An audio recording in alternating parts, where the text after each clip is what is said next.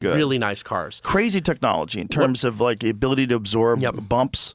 Have you seen how smooth they are? Oh, yeah. They put champagne glasses on them. So one of the so I will that one I will push back a little bit. I've seen the demo you're talking about.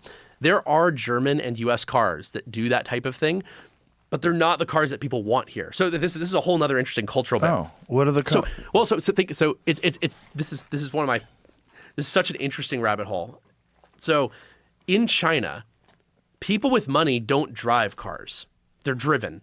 That is the culture. You don't drive, you are driven. If you have really any money. Of course, there's a few rich guys buying sports cars, but in general, the wealthy in China don't buy cars to drive themselves. That's interesting. And so, for example, Tesla has a China exclusive model of the Model S, which has teeny tiny little front driver and passenger seats, and then it has 2 seats in the rear with extremely long legroom. Not like 3 in a row, but like just 2 giant chairs. And they kind of cram the driver way forward to create this gigantic I think it doesn't even have a trunk. That's right. They pulled the trunk out of it even, or maybe it's just way smaller.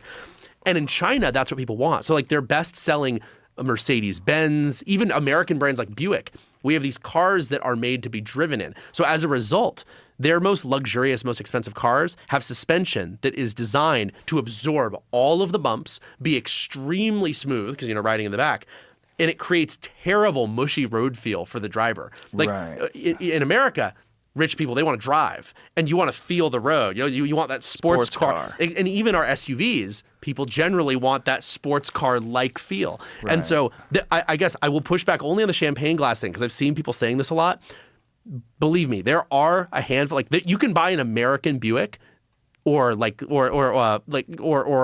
a Mercedes that is that good, but they're just not very popular here. In China, cars like that are much more popular. Cars that feel like shit to drive for the driver and are super mushy and bouncy, but for the guy in the back, his champagne glass doesn't fall over. That's